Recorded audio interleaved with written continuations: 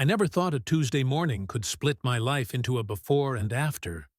But that's exactly what happened the day Luna and I found the bunker. We'd been partners for 3 years, Luna, my German shepherd, and me. She wasn't just a working dog. She was my anchor, the one being who understood me without words. That morning, we were doing what we'd done 100 times before. A routine sweep of the old riverside property, acres of abandoned land that developers were about to transform into luxury homes. Nothing special, nothing dangerous, just another day. But Luna knew different. I felt it in the way her body tensed, how her ears pinned back in that particular way that made my stomach drop. She wasn't alerting to something.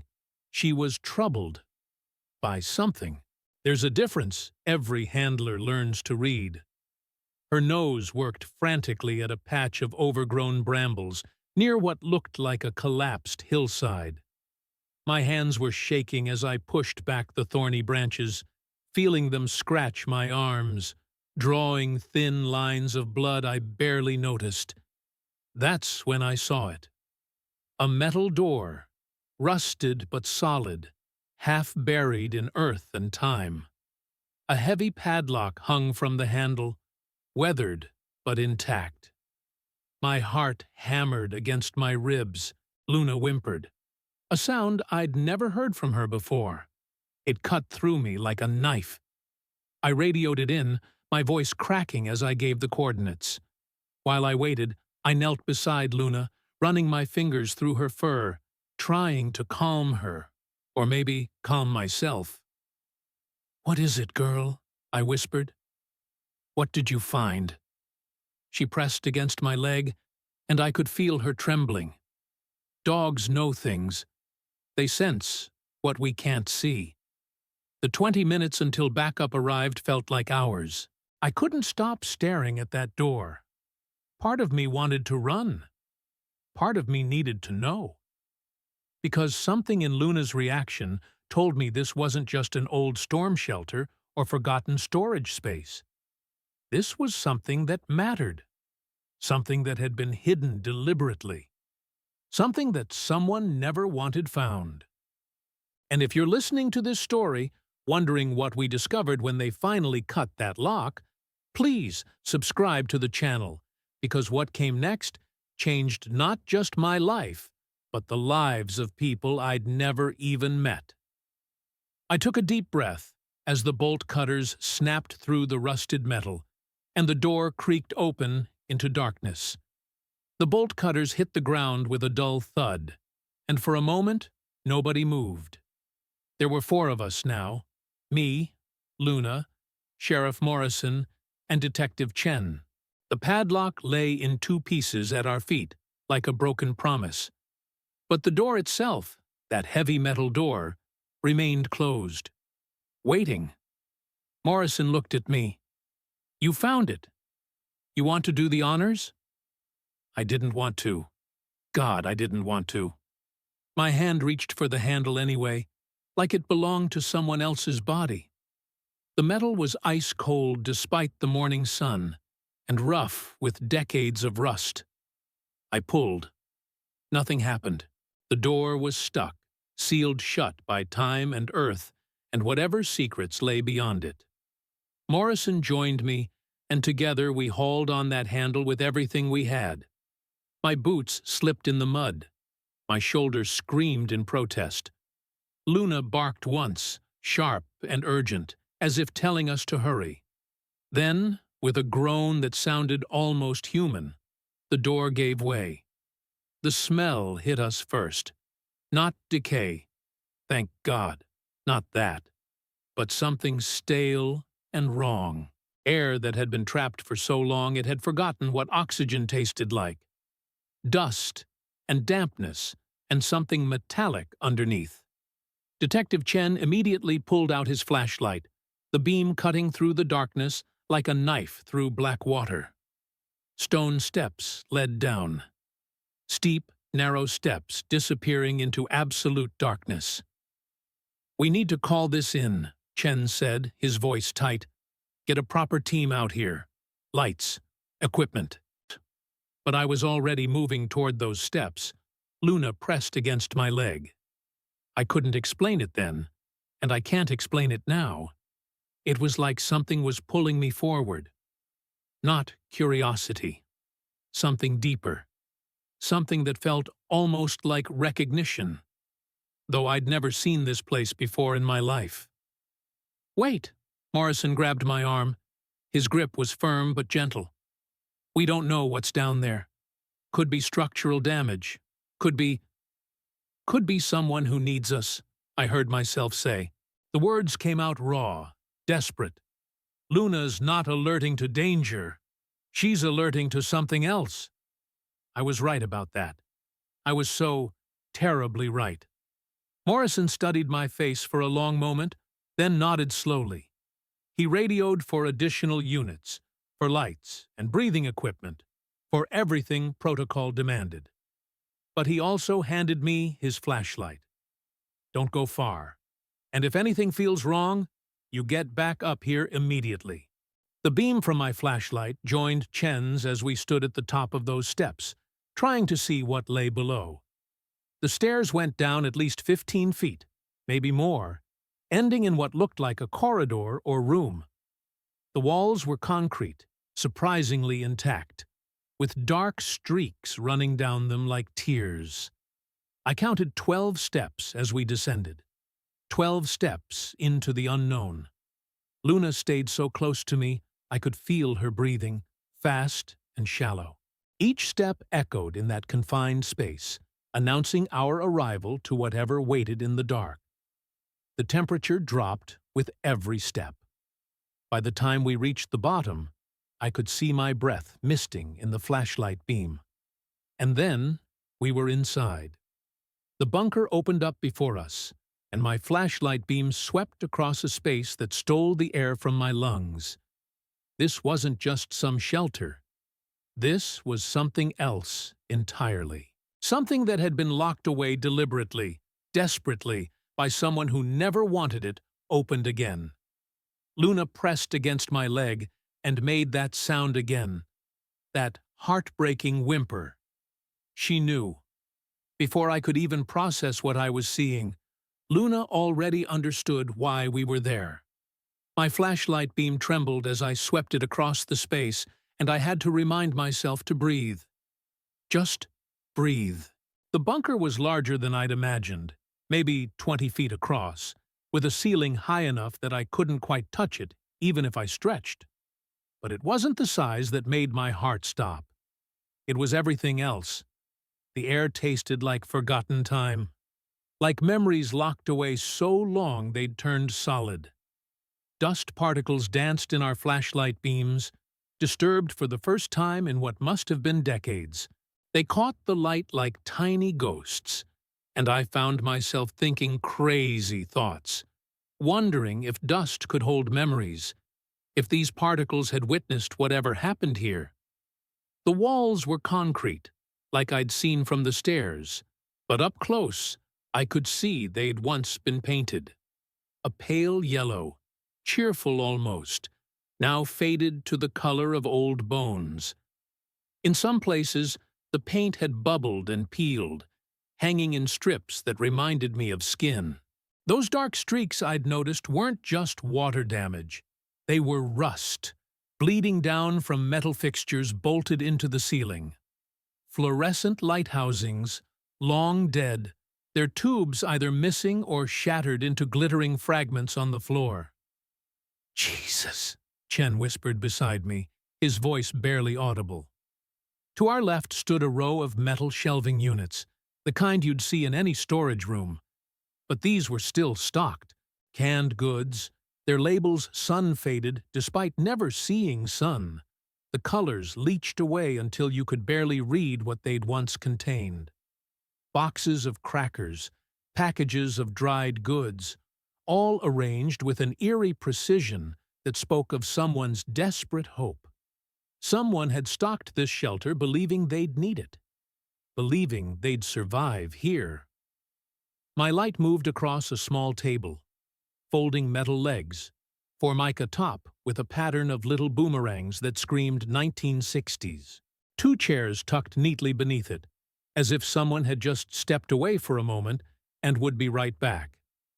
On the table sat a radio, one of those old civil defense models with the distinctive triangle logo.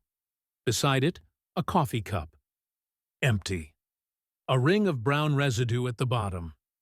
That cup destroyed me in a way I still can't fully explain.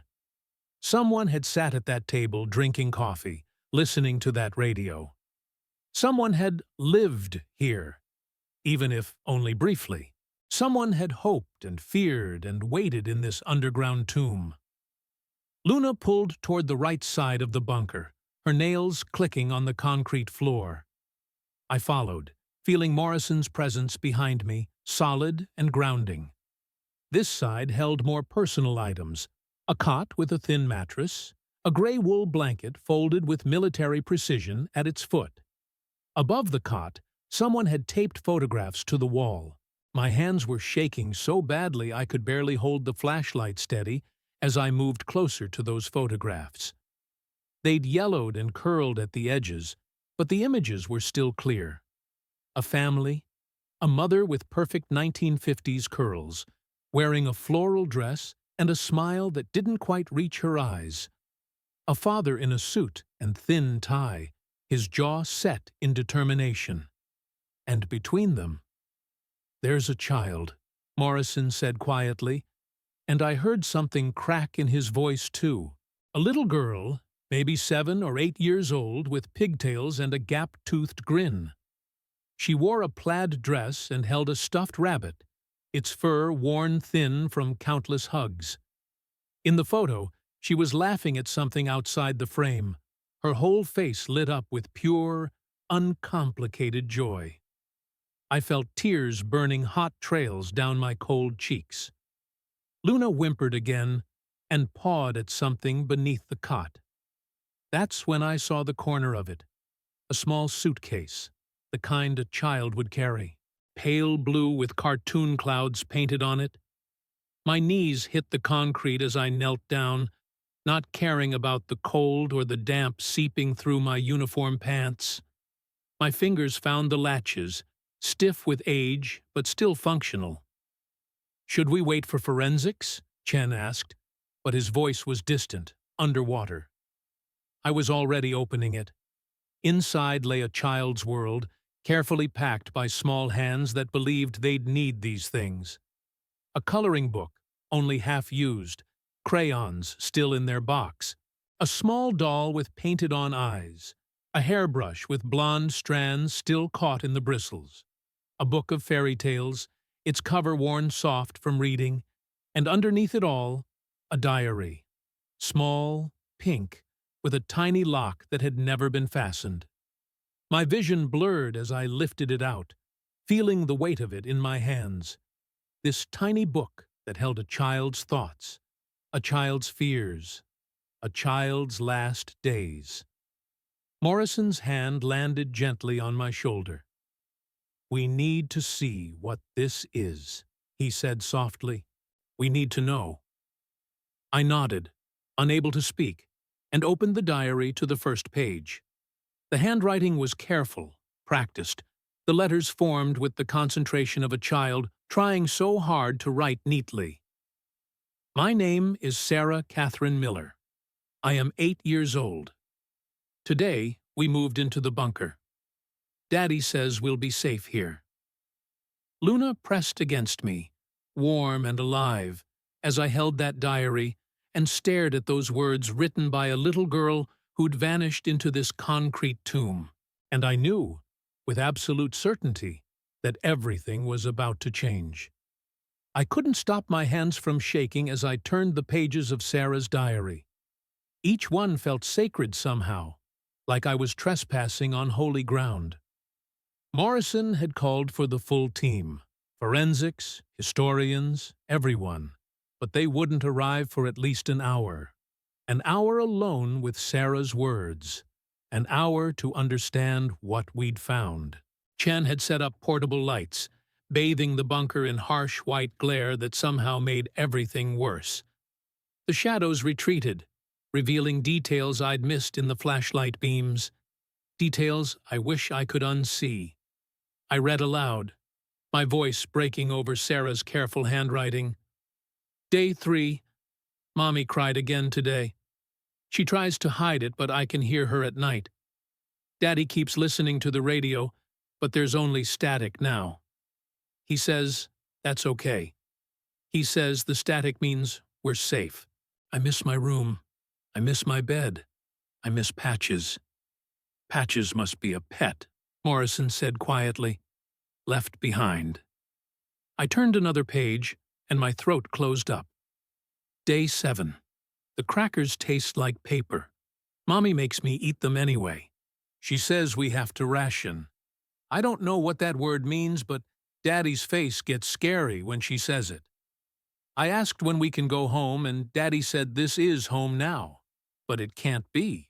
Home has windows. Home has sunshine. Home has Patches. Luna whined and pressed closer to me. I buried my fingers in her fur, needing her warmth, her reality. The entries continued. Day 12, Day 18, Day 23. Sarah wrote about the games she played with her doll, about the stories her mother told her, about how her father paced the bunker counting steps, 12 steps long, 8 steps wide, 12 steps long, 8 steps wide, over and over until her mother begged him to stop. Then I reached the entry that made my blood turn to ice. Day 31. I found the ladder today, behind the shelf with the beans. It goes up to a door to outside. I asked Daddy why we don't use it, and he got so angry. He yelled at me for the first time ever. He said there's nothing outside anymore. He said everything is gone. But Mommy looked at me and her eyes were so sad, and I think Daddy might be wrong. Oh, God, Chen whispered. There's another exit. Morrison was already moving, his flashlight scanning the shelving units. I forced myself to keep reading, even as I heard him shoving cans aside, metal scraping against metal. Day 37. Mommy is sick. She won't eat. She just lies on the cot and stares at the ceiling. Daddy tries to make her drink water, but she turns her face away. I'm scared. I'm so scared. And there's nowhere to run, because this place is so small, and I can't breathe sometimes, and... The words dissolved into scribbles, like Sarah had pressed too hard, like the pencil had broken from the force of her fear. Found it! Morrison's voice cracked through the bunker. There's a shaft back here, sealed, welded shut from this side. I looked up from the diary, my vision swimming. He trapped them, I said, and the words felt like stones in my mouth. The father! He sealed the emergency exit. He locked them in here. Chen's face had gone gray. Keep reading, he said. We need to know what happened. My hands were shaking so hard I could barely turn the pages. The entries became shorter, more desperate. Day 43. Mommy won't wake up. Daddy says she's sleeping, but her eyes are open. Why are her eyes open if she's sleeping? Day 45. Daddy put a blanket over Mommy. He won't let me see her anymore. He moved her to the corner. The corner is dark. I don't like the dark corner. Tears were streaming down my face now, hot and fast. Luna was shaking against me, and I realized I was clutching her so tightly my fingers ached. Day 49. Daddy just sits at the table now. He doesn't talk. He doesn't eat. He just sits and stares at the radio, even though it's not on anymore. I tried to talk to him, but he didn't hear me. I don't think he sees me anymore. I'm so hungry. I'm so hungry, and I'm so alone, and I want to go home. I want to go home. The entry ended mid-sentence. The next page was blank, and the next, and the next. Then, on the very last page, in handwriting that had deteriorated into barely legible scratches, I found the key. To the door. The first door. the one we came in. It was in Daddy's pocket. He didn't stop me. I don't think he even knew I took it. I'm going to open the door. I'm going to go find help. I'm going to save us. Tomorrow, when Daddy's asleep. Tomorrow, I'll be brave. Tomorrow. The entry stopped. My breath caught in my chest like a trapped bird. "Morrison," I said, my voice barely a whisper. "The door. When we found it. Was it locked from the inside or the outside?" The silence that followed was the loudest thing I'd ever heard. Morrison's face was white. "Outside," he said finally. "The padlock was on the outside. Someone locked it from the outside after—" He didn't finish. He didn't have to. Chen moved toward the dark corner Morrison had mentioned, his flashlight beam trembling. "There's something here," he said, his voice cracking. "Behind the shelving. Something wrapped in that blanket." I couldn't move, couldn't breathe. Luna pressed against me, whimpering, and I understood with horrible clarity what we'd found. Sarah had made it to the door. She'd used the key. She'd opened it from the inside. She'd climbed those 12 steps toward freedom and sunshine and life. And someone had been waiting. Someone had seen that door open from the inside, had seen a little girl emerge, desperate and alone and begging for help. And instead of saving her, they'd put her back inside, locked the door, sealed her in with her dead mother and catatonic father, left them all to die in the dark. "We need to search the rest of the bunker," Morrison said, but his voice sounded like it was coming from very far away. "We need to document everything. We need to find out who did this," I interrupted, standing up so fast the diary fell from my hands. It landed open on the concrete, Sarah's last words facing up like an accusation. "Someone locked that door from the outside. Someone knew they were in here and left them to die. Someone in this town has been living with this secret for 60 years. Chen picked up the diary with shaking hands, carefully placing it in an evidence bag.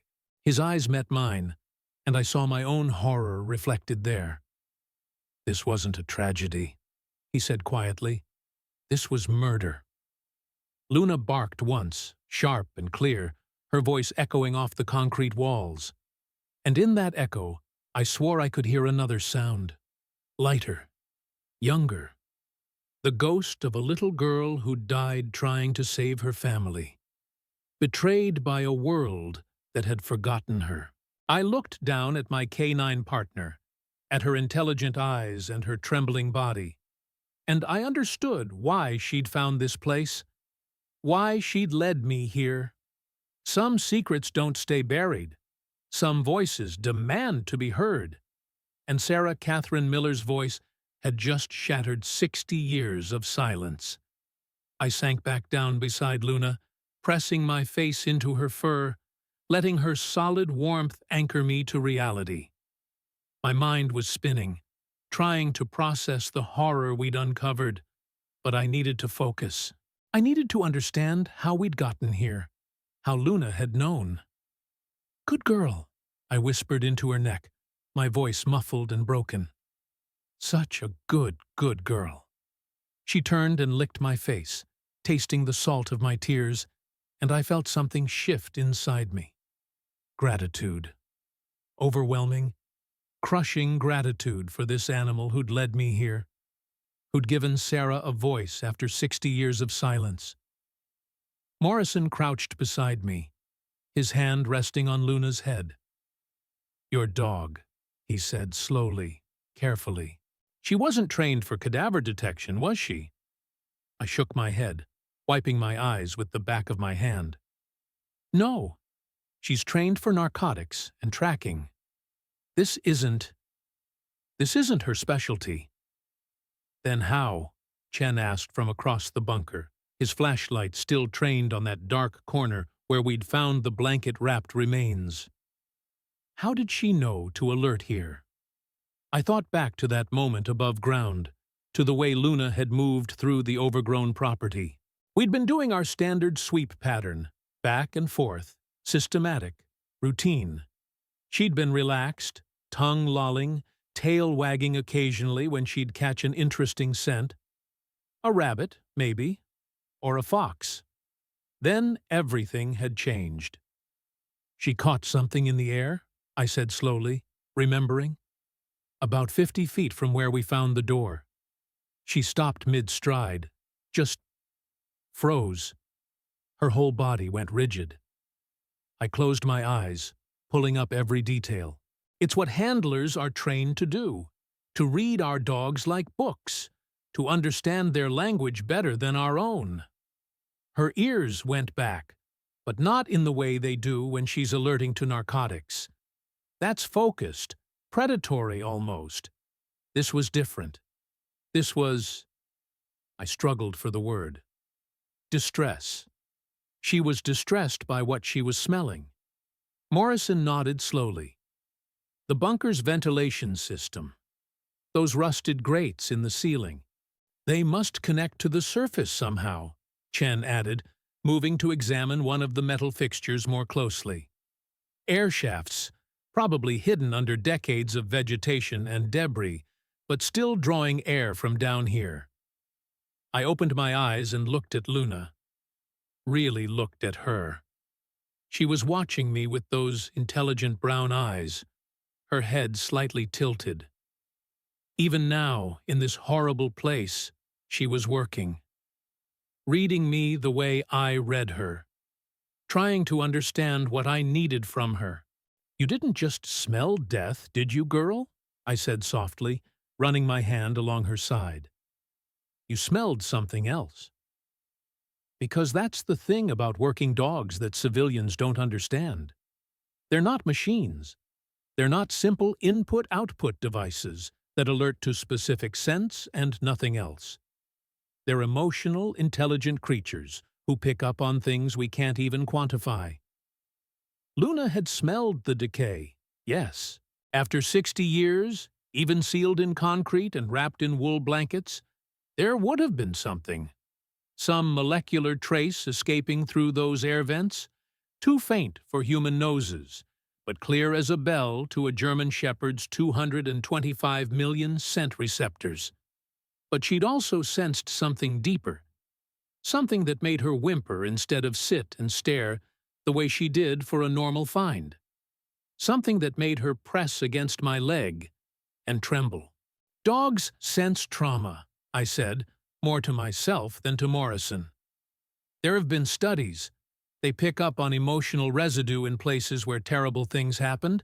It sounds crazy, but—" "It doesn't sound crazy," Morrison interrupted. "Not after today." I thought about how Luna had behaved as we'd descended those 12 steps into the dark. She hadn't bounded ahead the way she normally did when investigating a new space. She'd stayed pressed against my leg, moving only when I moved, her breathing quick and shallow. She hadn't wanted to come down here, but she'd known we needed to. "She's a rescue," I found myself saying, the words tumbling out. "Did I ever tell you that? She was found abandoned in a warehouse when she was 6 months old. No food, no water, locked in the dark for God knows how long. The shelter said she'd probably been left there to die." Chen looked over at us, his eyes wide. Jesus. When I first started training her, enclosed spaces terrified her. We almost had to wash her out of the program because she'd panic in vehicles, in small rooms, anywhere she felt trapped. It took months of patience and trust building before she could handle it. My voice broke as I looked around the bunker. This concrete tomb that must have felt like Luna's worst nightmare made real. "She came down here anyway," I whispered. Even though she was terrified. Even though every instinct was screaming at her to run. She came down here because she knew someone needed her. Morrison's hand was still on Luna's head, and I saw his fingers tighten in her fur. "She gave them a voice," he said quietly. "Sarah and her mother, and her father. She gave them back their story. I nodded, unable to speak, thinking about all the times I'd praised Luna for finding narcotics, for tracking suspects, for doing her job. But this was different. This wasn't training. This wasn't conditioning or reward-based behavior. This was empathy. "There's something else," I said, remembering.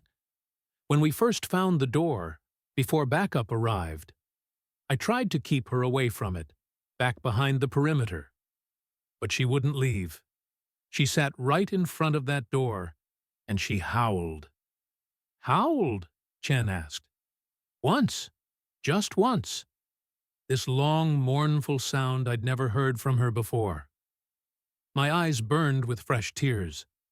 My grandfather used to say, dogs howl for the dead, that they're mourning, or maybe calling souls home. I always thought it was superstition, but...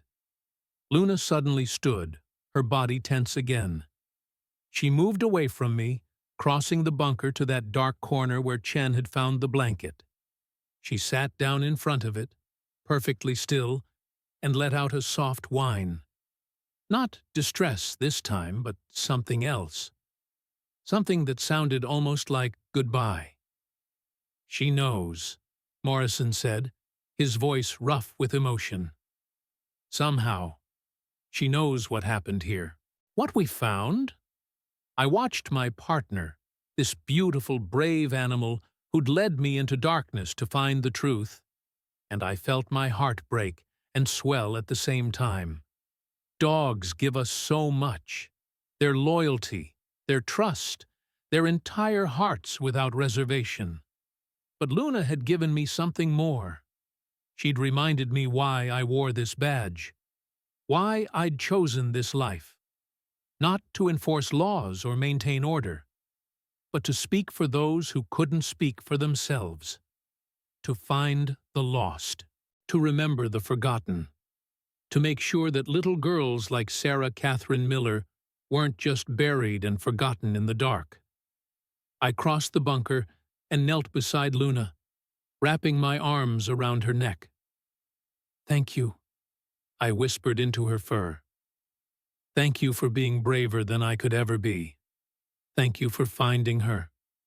She leaned into me, her weight solid and real, and for just a moment, in that horrible place, I felt something like peace. Because Sarah had been found. Her story would be told. And whoever had locked that door from the outside, whoever had condemned a desperate child to death in the dark, their reckoning was coming. Luna had made sure of that. My partner, my hero, my friend who'd walked into trauma and terror to give the dead their voice back. Every dog handler will tell you the same thing. We don't deserve them. We never have. But today, in this bunker beneath the earth, I understood that truth in my bones. Luna hadn't just found evidence, she'd found justice waiting to be served. And I was going to make damn sure it was. You're absolutely right. Let me fully redevelop Topic 5 with the proper length. 5,000, 6,000 characters. Here's the complete expanded version. I sank back down beside Luna, pressing my face into her fur, letting her solid warmth anchor me to reality. My mind was spinning, trying to process the horror we'd uncovered, but I needed to focus. I needed to understand how we'd gotten here, how Luna had known. "Good girl," I whispered into her neck, my voice muffled and broken. "Such a good girl." She turned and licked my face, tasting the salt of my tears, and I felt something shift inside me. Gratitude. Overwhelming, crushing gratitude for this animal who'd led me here, who'd given Sarah a voice after 60 years of silence. Morrison crouched beside me, his hand resting on Luna's head. "Your dog," he said slowly, carefully. "She wasn't trained for cadaver detection, was she?" I shook my head, wiping my eyes with the back of my hand. "No, She's trained for narcotics and tracking. This isn't, this isn't her specialty. She's never been trained to find human remains. This shouldn't have happened. She shouldn't have known. Then how? Chen asked from across the bunker, his flashlight still trained on that dark corner where we'd found the blanket-wrapped remains. How did she know to alert here? How did she find this place? I thought back to that moment above ground, to the way Luna had moved through the overgrown property. We'd been doing our standard sweep pattern, back and forth, systematic, routine. She'd been relaxed, tongue lolling, tail wagging occasionally when she'd catch an interesting scent. A rabbit, maybe, or a fox. Just another Tuesday morning, another property to clear before the developers moved in. Then everything had changed. She caught something in the air, I said slowly, remembering. About 50 feet from where we found the door.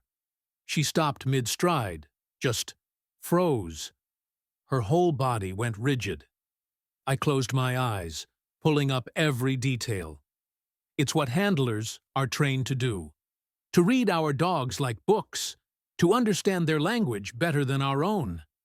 Every tail position, every ear twitch, every subtle shift in breathing, it all means something. Luna and I had worked together for 3 years. I knew her vocabulary better than I knew my own sister's. Her ears went back, but not in the way they do when she's alerting to narcotics. That's focused, predatory almost. She gets low, her tail goes straight, her eyes lock on. This was different. This was... I struggled for the word. Distress. She was distressed by what she was smelling. Her ears were flat against her head, her tail tucked, her whole body language screaming that something was wrong. Morrison nodded slowly, his eyes moving to the rusted grates in the ceiling. The bunker's ventilation system. Those rusted grates. They must connect to the surface somehow, Chen added, moving to examine one of the metal fixtures more closely. Air shafts, probably hidden under decades of vegetation and debris, but still drawing air from down here, still breathing.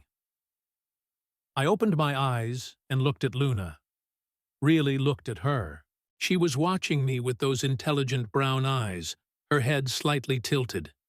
Even now, in this horrible place, she was working, reading me the way I read her, trying to understand what I needed from her. Her breathing had slowed, steadied. She was calmer now, as if finding this place, bringing us here, had fulfilled some purpose she'd understood before I did. "You didn't just smell death, did you, girl?" I said softly, running my hand along her side. I could feel her heartbeat under my palm, strong and steady. "You smelled something else, something deeper. Because that's the thing about working dogs that civilians don't understand. They're not machines. They're not simple input-output devices that alert to specific scents and nothing else. They're emotional, intelligent creatures who pick up on things we can't even quantify. Things science is only beginning to understand. Luna had smelled the decay. Yes, after 60 years, even sealed in concrete and wrapped in wool blankets, there would have been something. Some molecular trace escaping through those air vents, too faint for human noses, but clear as a bell to a German shepherd's 225 million scent receptors. Dogs can smell cancer in human breath, can detect seizures before they happen, can sense when diabetics' blood sugar is dropping. They exist in a world of scent we can barely imagine. But she'd also sensed something deeper, something that made her whimper instead of sit and stare the way she did for a normal find. Something that made her press against my leg and tremble as we'd approached the door. "Dogs sense trauma," I said, more to myself than to Morrison. "There have been studies. They pick up on emotional residue in places where terrible things happened. Some people call it pseudoscience, but every handler I know has stories. Dogs that refuse to enter certain buildings, dogs that alert to places where nothing physical remains, but where something terrible occurred. It sounds crazy, but it doesn't sound crazy, Morrison interrupted, his voice firm. Not after today. Not after seeing her lead us here. I thought about how Luna had behaved as we'd descended those 12 steps into the dark. She hadn't bounded ahead the way she normally did when investigating a new space. She'd stayed pressed against my leg, moving only when I moved, her breathing quick and shallow. I'd felt her body shaking against mine with each step downward. She hadn't wanted to come down here. Every fiber of her being had been screaming at her to run, to get away from this place. But she'd known we needed to. She's a rescue, I found myself saying, the words tumbling out. Did I ever tell you that? She was found abandoned in a warehouse when she was 6 months old. No food, no water, locked in the dark for God knows how long. The shelter said she'd probably been left there to die. Some backyard breeder who couldn't sell the puppies just locked them in and walked away. Luna was the only survivor. Chen looked over at us, his eyes wide with sudden understanding. Jesus! When I first started training her, enclosed spaces terrified her. We almost had to wash her out of the program because she'd panic in vehicles, in small rooms, anywhere she felt trapped. She'd scratch at doors until her paws bled. She'd hyperventilate, sometimes pass out from stress. It took months of patience and trust building before she could handle it. My training supervisor told me to give up, to choose a different dog. But I couldn't. I saw something in her.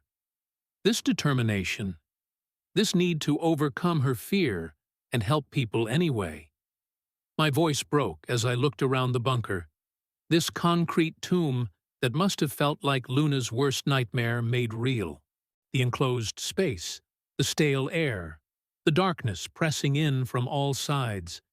Every trauma from her puppyhood concentrated into this underground hell.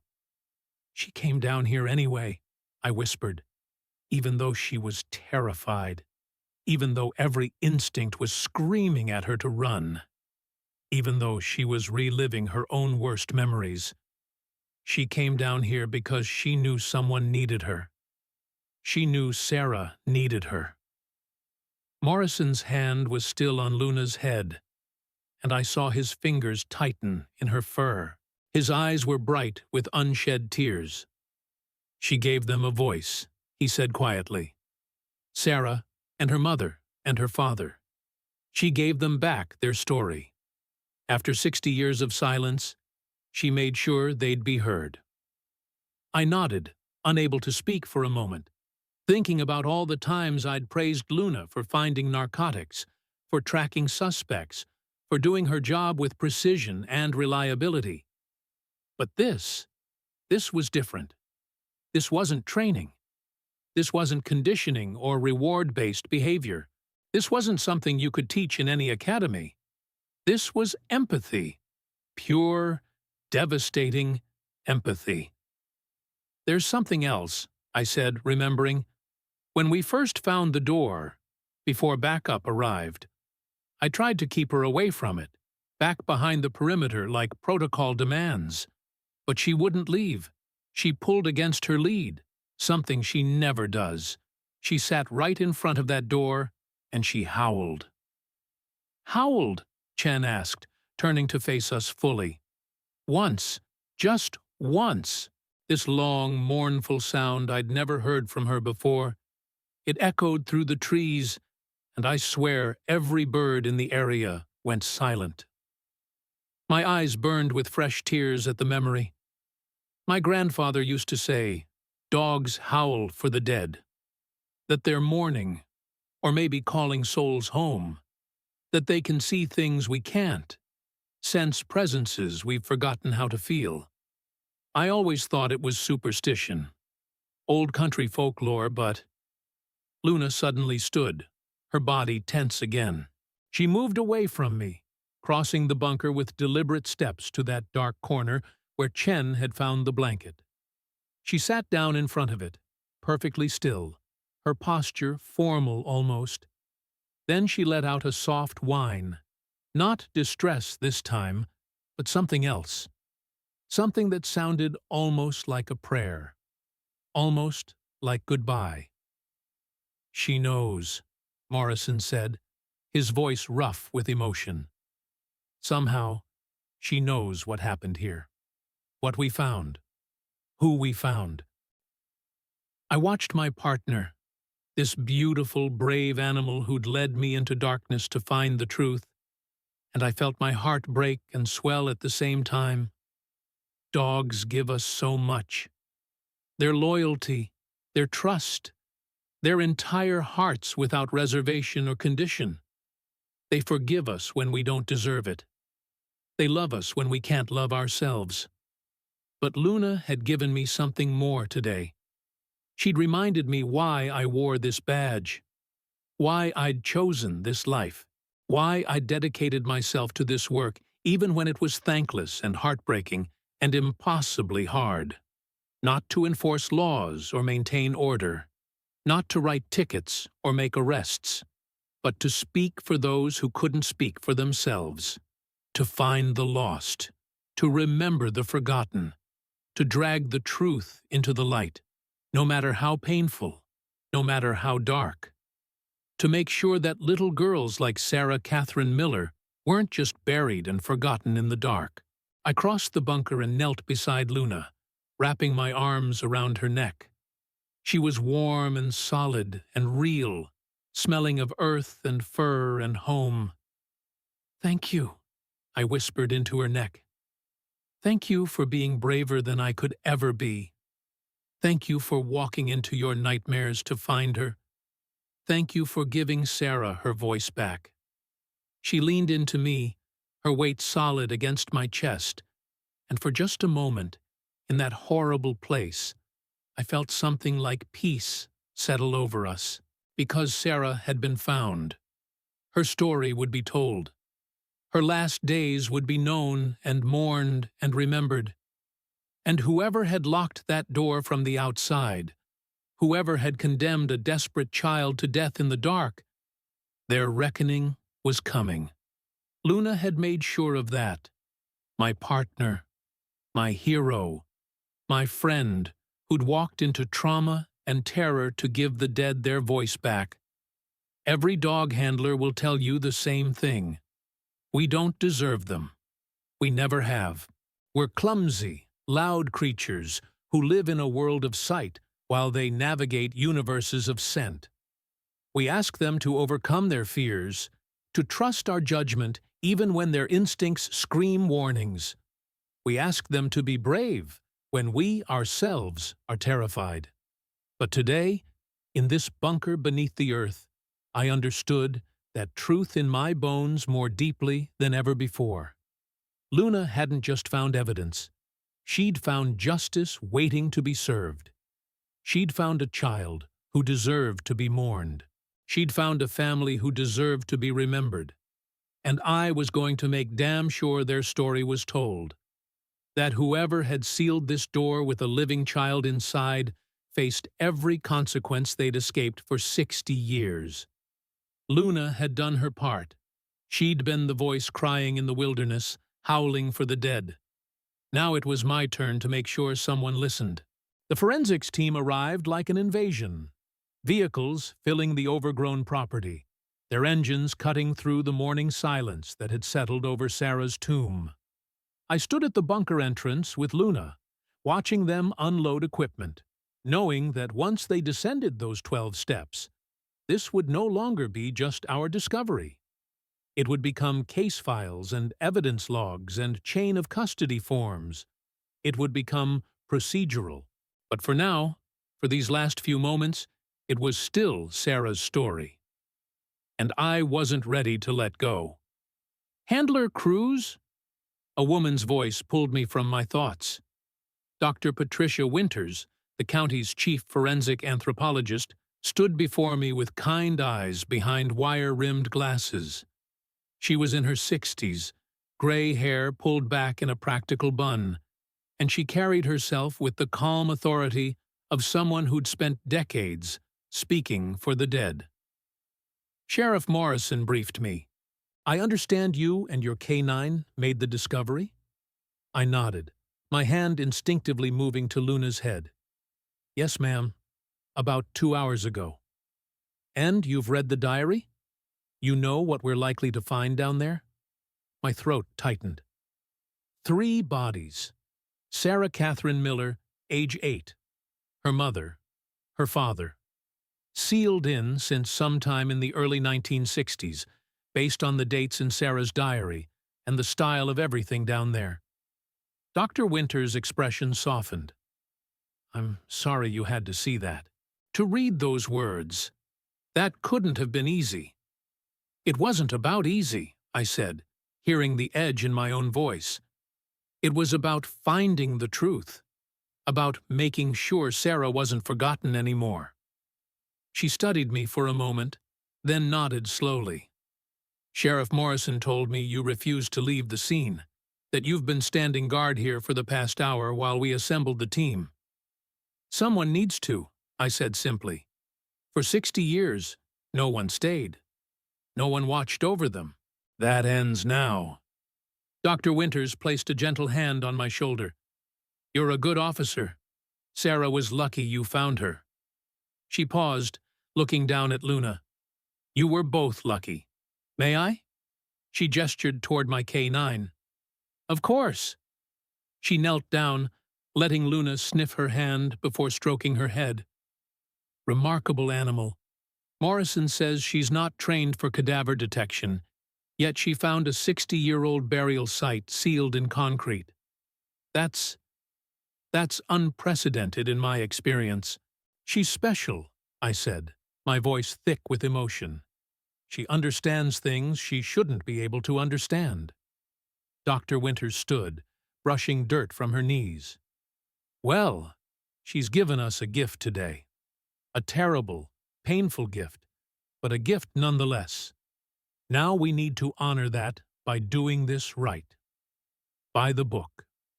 Every detail documented, every piece of evidence preserved.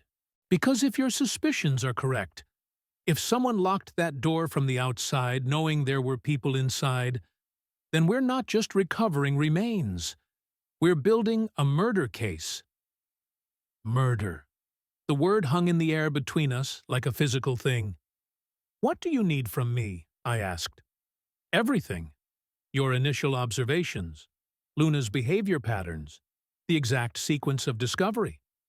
But first, I need you to walk me through the scene before we start the full documentation. Show me exactly what you found and in what order. The descent into the bunker felt different this time. The portable lights the team had set up turned the space from a shadowy nightmare into something clinical, almost sterile. But somehow, that made it worse. The harsh illumination revealed every detail we'd missed in our flashlight beams. The water stains on the walls forming patterns that looked almost like reaching hands. The fine layer of dust covering everything like a shroud. The way Sarah's photographs had curled away from the wall as if trying to escape. Dr. Winters moved through the space with practiced efficiency, her gloved hands touching nothing yet seeming to catalog everything. Behind her, 2 forensic technicians began setting up cameras and measurement equipment. Every angle would be photographed. Every item would be mapped in 3-dimensional space. Nothing would be moved until its original position was recorded in triplicate. Talk me through your initial entry, Dr. Winters said, her voice recorder in hand. Where did you go first? What drew your attention?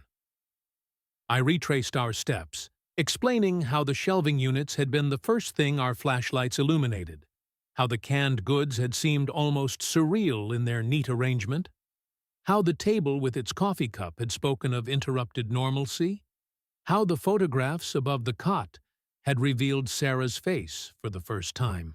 The diary was under the cot, I said, my voice steadier now, falling into the familiar rhythm of giving testimony. Inside a child's suitcase, light blue with painted clouds. The suitcase contained her belongings: coloring book, crayons, a doll, a hairbrush. The diary was at the bottom. "And you opened it at the scene?" Dr. Winters asked. No judgment in her tone, just clarification. "Yes, I knew we needed to understand what had happened here. That waiting hours for proper protocol might mean missing something time-sensitive." I met her eyes. I made the choice to prioritize information over procedure.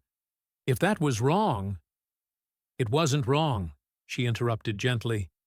"In a case this old, a few hours wouldn't have mattered for the physical evidence.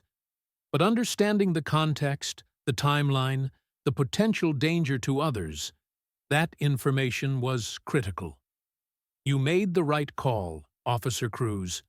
The relief that washed through me was so intense it made my knees weak.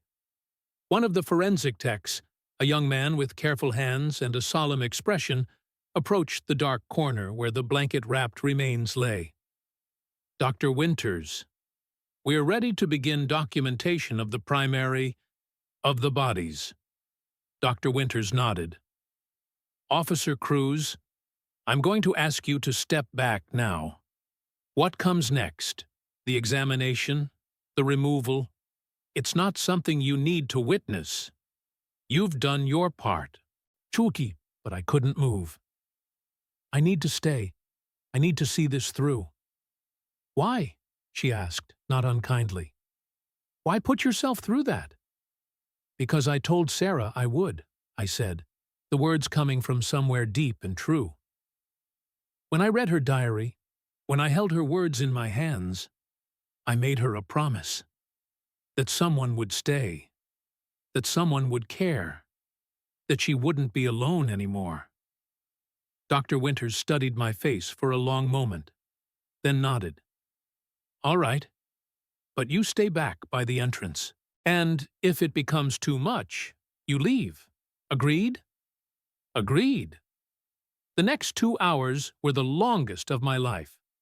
I watched as they carefully photographed the blanket-wrapped bundles from every angle. I listened as Dr. Winters dictated observations into her recorder, her voice clinical and detached in a way that I knew was protective, a shield against the horror of what she was documenting. 3 individuals, remains consistent with advanced decomposition and mummification in a sealed, dry environment. First individual, adult female, approximately 30 to 40 years of age, based on preliminary skeletal assessment. That was Sarah's mother. The woman in the photograph with the floral dress and the smile that didn't reach her eyes. The woman who'd cried at night while her daughter listened. The woman who'd starved herself trying to make their rations last longer for her child.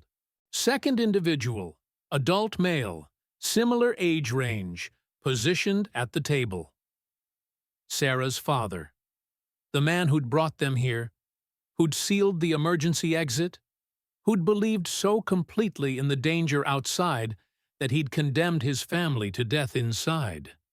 Was he a monster or a victim?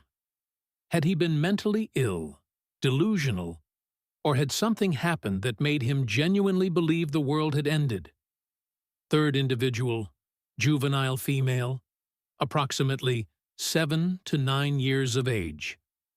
Sarah, baby girl who'd loved her stuffed rabbit, who'd colored only half her coloring book, who'd written in careful letters about missing her bed and her pet and the sunshine, who'd found the courage to take the key from her father's pocket and climb those 12 steps toward freedom, who'd been put back inside and locked in the dark. I felt tears streaming down my face, but made no move to wipe them away. Luna pressed against my leg, a solid anchor in a world that suddenly felt unmoored from any sense of justice or reason. "Officer Cruz," Dr. Winters called softly, "come look at this." I moved forward on trembling legs. She was crouched beside Sarah's remains. I couldn't think of her as just bones, couldn't reduce her to forensic terminology, holding something small in her gloved hand. It was clutched in her right hand, Dr. Winters said quietly, held so tightly that the bones of her fingers formed around it even in death. I looked down and felt my heart shatter. A key. Small, brass, tarnished with age, but unmistakable. The key to the door. The key to freedom. Sarah had died holding the key that should have saved her. She made it to the door, I whispered. She used this key to open it from the inside. She got out. And someone put her back, Dr. Winters finished, her voice harder now, anger breaking through her professional detachment. Someone saw this child emerge from underground, desperate and alone and begging for help. And they sealed her back inside, with her dead mother and her catatonic father. Can you tell how long she survived after being put back? I asked, not sure I wanted to know the answer. Dr. Winters was quiet for a long moment. Based on the positioning, the evidence in the diary, I would estimate no more than 2 to 3 days. Without food or water, already weakened from weeks underground, it wouldn't have taken long. 2 to 3 days. 72 hours of a child lying in the dark, holding the key that had failed her, knowing that help had been so close, that someone had seen her and chosen to let her die. We'll find them, I said, my voice hard as stone. Whoever did this, we'll find them. After 60 years? One of the texts said doubtfully. The person who locked that door is probably dead themselves by now. I don't care, I said. Dead or alive, they'll be found. They'll be named. What they did will be known. Sarah deserves that much. Dr. Winters carefully placed the key in an evidence bag, handling it with the reverence it deserved. There's something else you should know, she said. Morrison had the county clerk pull property records. This land has had 6 different owners since 1962, but in 1961, it belonged to a family named Patterson. Arthur and Constance Patterson. They built a fallout shelter here during the Cuban Missile Crisis, filed the proper permits and everything. It was supposed to be for their own family's protection. The Pattersons, I repeated, committing the names to memory. Are they still alive? Arthur died in 1989, Constance in 2003, but they had children. A son, Robert Patterson, age 74, still lives in town, and a daughter, Margaret Patterson Holloway, age 71, lives about 30 miles away. My mind raced. They would have been teenagers in 1962, old enough to remember, old enough to know if their parents did something, old enough to have done something themselves. Morrison's already arranging interviews, Dr. Winters said. But Cruz, you need to prepare yourself. Even if we find out who did this, prosecution might be impossible. Witnesses dead, physical evidence degraded, statute of limitations potentially an issue depending on how the DA decides to charge it. I don't care about prosecution, I said, surprising myself with the truth of it. I care about truth, about Sarah's story being told, about making sure everyone knows what happened to her. Dr. Winters smiled sadly. You're a good officer, Cruz, but don't let this case consume you. I've seen it happen. Cases like this, they get under your skin. They change you. I'm already changed, I said simply. The moment I opened that diary, I was already changed. She nodded, understanding in her eyes. Then let's make sure that change means something. Let's give Sarah Catherine Miller the justice she's been waiting 60 years to receive. As the forensic team continued their meticulous work, I climbed back up those 12 steps into the sunlight, Luna at my side. The fresh air hit my lungs like a physical shock after hours breathing the stale atmosphere of the bunker. Morrison was waiting at the top, his phone in hand. "I've got addresses for both Patterson children," he said. "We're going to talk to them this afternoon. I want you there, Cruz. You found her. You deserve to be part of getting her answers." I looked down at Luna, at my brave, beautiful partner who'd led us here, who'd given Sarah her voice back. "We'll be there," I said. "Whatever it takes, however long it takes. We'll find out who locked that door." Because some stories demand to be told. Some voices refuse to be silenced. And some promises, once made to the dead, are too sacred to break. Sarah Catherine Miller had been alone in the dark for 60 years. She would never be alone again. The address Morrison gave me led to a modest ranch house on Maple Street, the kind of neighborhood where American flags hung from porches and gardens were meticulously maintained.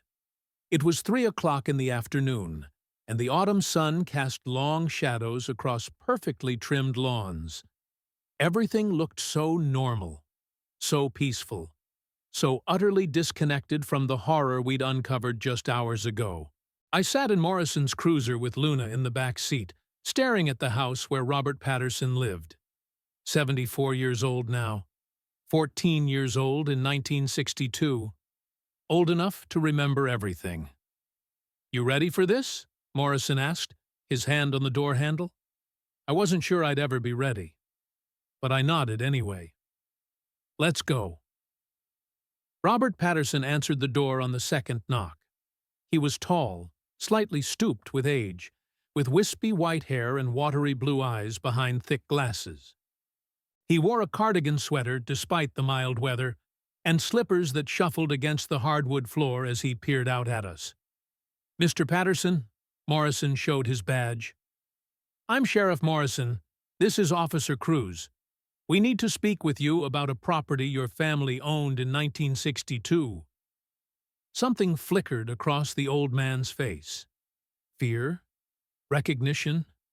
It was gone too quickly for me to be sure. "What property?" he asked, his voice thin and reedy. "The Riverside property, where your parents built a fallout shelter." Robert Patterson's face went absolutely white. His hand gripped the doorframe so tightly, his knuckles turned bone-pale. I don't... That was so long ago. I barely remember." "Mr. Patterson," I said, keeping my voice gentle but firm. "We found something today. In that fallout shelter, we found 3 bodies. A family who'd been sealed inside since 1962. A mother, a father, and their 8-year-old daughter." He made a sound, something between a gasp and a sob. His legs seemed to give out, and Morrison caught him by the elbow, steadying him. "I think we should sit down," Morrison said. "Inside." We helped Robert to his living room couch. The house was neat, almost obsessively so, with photographs covering every surface. I recognized a younger version of Robert in several of them: high school graduation, wedding day, children and grandchildren. A whole life lived in full view, while Sarah had remained buried in the dark.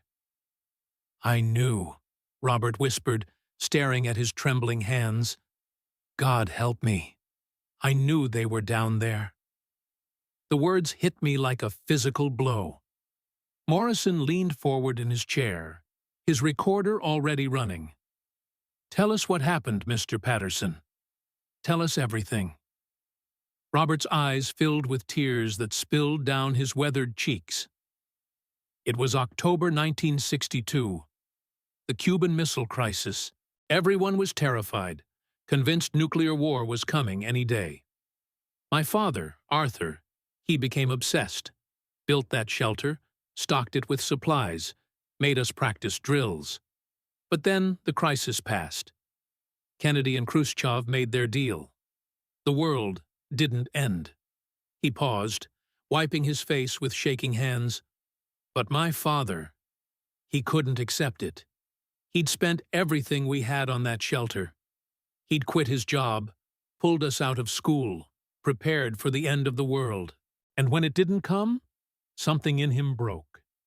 He started saying the government was lying, that the bombs had fallen, that the news was propaganda, that anyone who went outside would die from radiation. "Your father had a mental breakdown," I said quietly. We didn't have words for it then. Didn't understand mental illness the way people do now. My mother tried to reason with him, but he got worse and worse. Started sleeping in the shelter, refusing to come out. Then one day, he just disappeared. Took the car in the middle of the night. We thought he'd left us.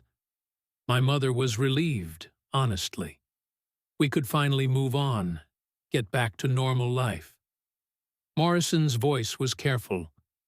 "But he didn't leave, did he?" "No," Robert whispered.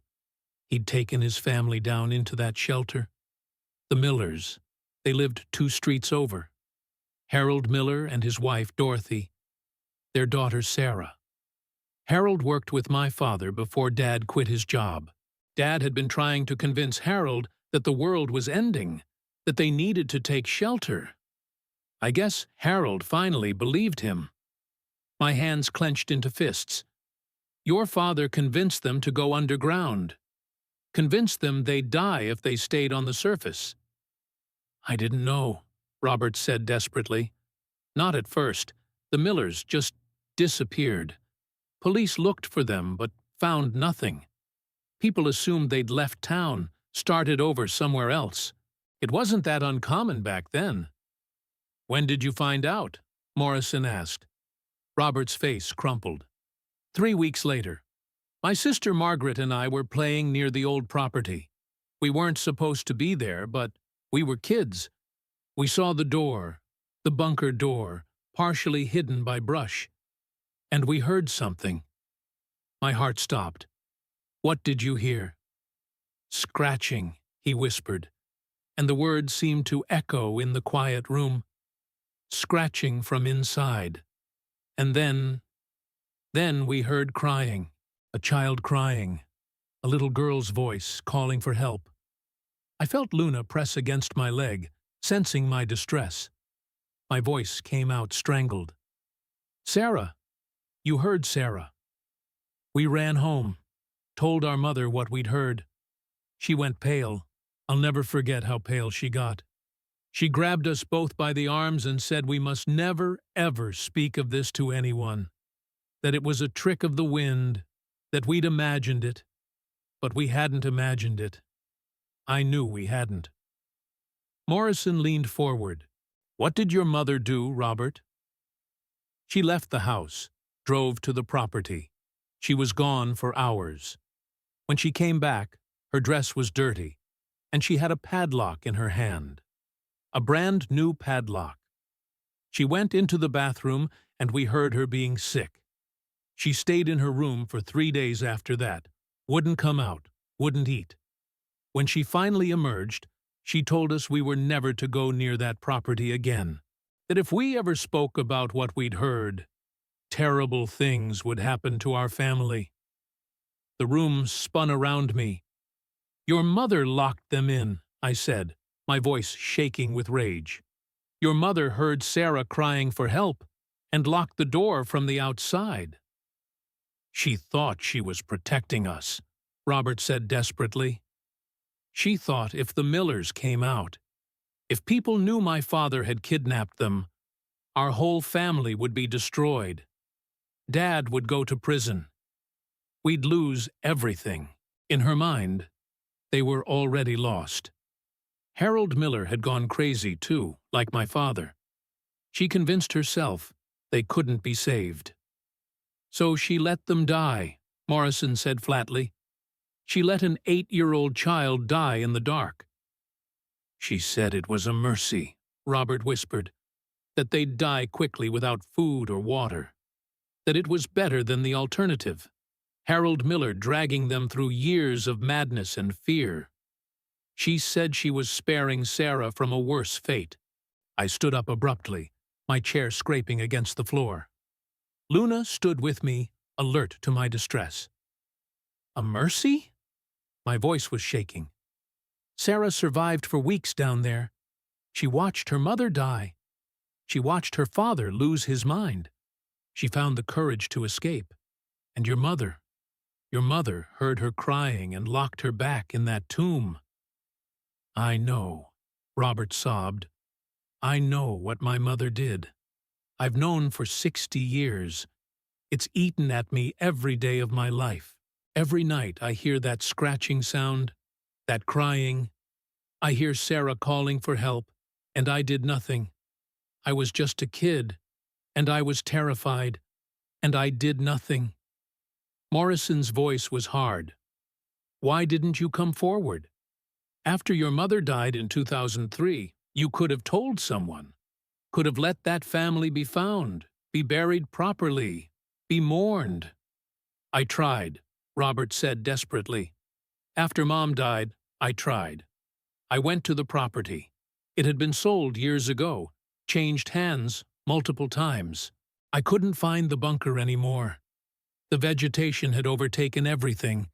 I looked and looked, but I couldn't find it. And part of me was relieved. Thought maybe I could take it to my grave. Maybe no one would ever have to know what we did. What happened to your father? I asked, my voice cold. Suicide, Robert said quietly. 1965. Drove his car off a bridge. Mom said it was because he couldn't live with what he'd done to the Millers. But I think it was because of what she'd done. Because he'd been down there in that bunker with them before he escaped. He'd seen Harold Miller's family. And then Mom sealed them in to die, and Dad couldn't live with that knowledge. The pieces were falling into place now, creating a picture even more horrible than I'd imagined. Arthur Patterson, in the grips of delusions, had convinced Harold Miller to take his family underground.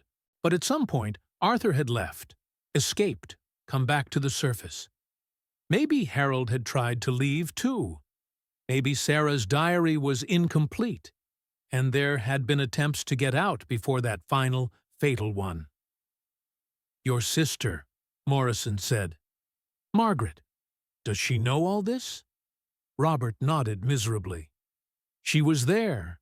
She heard the crying, too. But Margaret, she's blocked it out. Convinced herself it never happened. Last time I tried to talk to her about it, she screamed at me, said I was crazy, that I was making up lies about our mother. She's rewritten the past in her head. It's the only way she could survive.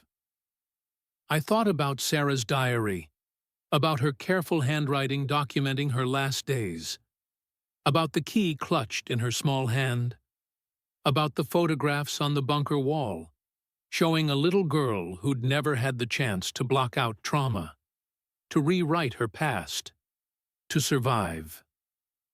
Mr. Patterson, I said quietly, what happened to Harold Miller? Sarah's father? In the bunker? Robert looked up at me, his eyes red and swollen. Mom said he was catatonic when she looked through the ventilation grate, just sitting at a table staring at nothing. She said Dorothy was already dead, wrapped in a blanket. And Sarah. Sarah was trying to wake her father up, begging him to help her open the door. But he couldn't hear her anymore. He was already gone. And your mother locked them in anyway, Morrison said. Yes, Robert whispered. God forgive us all. Yes. The room fell silent except for the ticking of a grandfather clock in the corner. Tick, tick, tick, marking time that had moved forward for Robert Patterson, while Sarah Miller's time had stopped forever in 1962.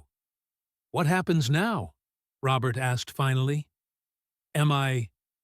Will I be arrested? Morrison looked at me, then back at Robert. You were 14 years old, a child yourself, in fear of your mother. And your mother is dead. The DA will have to decide if there's enough for charges, but honestly, Mr. Patterson, I don't know what we could charge you with. Failure to report a crime 60 years after the fact? When you were a minor under your mother's control? I should be punished, Robert said, his voice breaking. I should have done something. Should have told someone. Should have saved her. I knelt down in front of him, looking him in the eyes. You can't save her now, I said, but you can help us tell her story.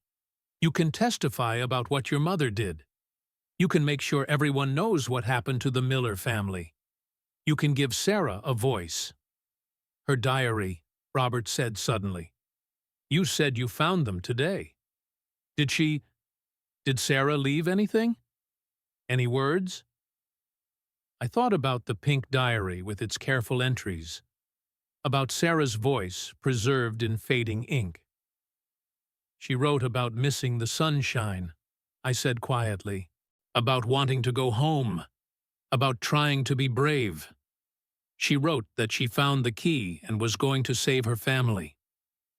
Robert covered his face with his hands and sobbed, deep, wrenching sobs that shook his entire body. I'm so sorry, he kept saying. Sarah, I'm so sorry. Morrison and I left him there, a broken old man crying for a little girl he'd failed 60 years ago. As we walked back to the cruiser, Luna pressed close to my side. I felt the weight of everything we'd learned settling onto my shoulders. The DA's not going to prosecute him, Morrison said as we drove away. He was a kid. His mother's dead. There's no justice to be had here, not the legal kind. I know, I said, staring out the window at the normal neighborhood, the normal lives being lived in blissful ignorance of the horror that had unfolded so close by. But at least now we know.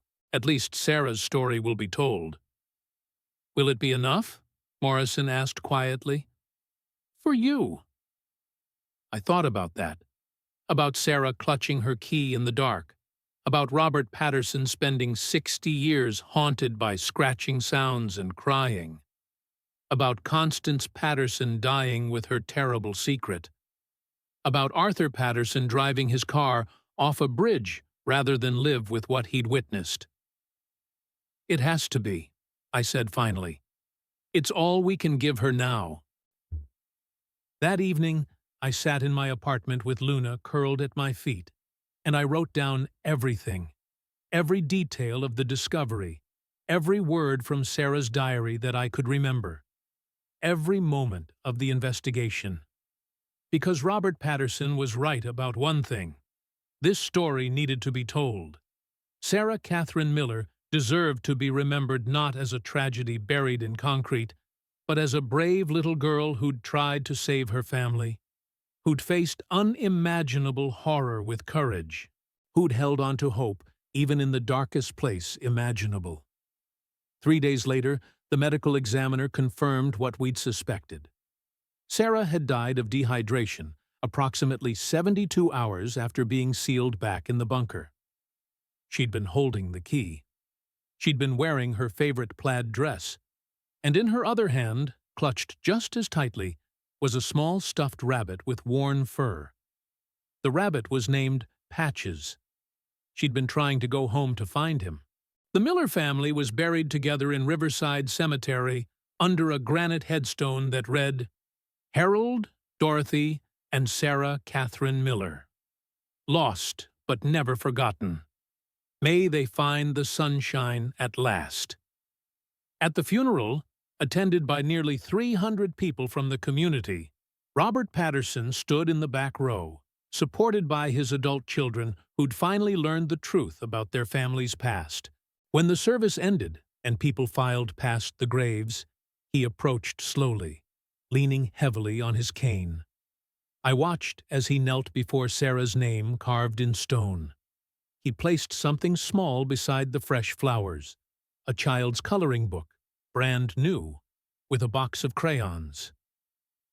So you can finish it, he whispered, wherever you are. So you can finish coloring your pictures. Luna and I stood guard over those graves long after everyone else had left. The sun set. painting the sky in shades of orange and pink and gold, all the colors Sarah had missed for so many years. "Rest now," I whispered to the little girl beneath the earth. "No more darkness, no more waiting. You're home now. You're finally home." Luna howled once, long and mournful, calling Sarah home. And in the fading light, I swear I felt something shift, some burden lift, some voice, silent for 6 decades, finally at peace. The bunker was filled with concrete 2 weeks later, sealed forever. But Sarah's story lived on, in news articles, in documentaries, in a children's book I would later write about a brave little girl who never gave up hope. And every year, on the anniversary of the day Luna and I found that locked bunker, I visit Sarah's grave with fresh flowers and a new coloring book. Because some promises are forever. Some voices, once heard, can never be silenced again. And some little girls, even 60 years after their death, still deserve someone to remember they were here. They mattered. They were loved. Sarah Catherine Miller, age 8, who missed the sunshine and her rabbit named Patches, who tried to save her family, who died holding the key to freedom in her small, brave hands. She will never be forgotten again. Luna made sure of that, and so did I.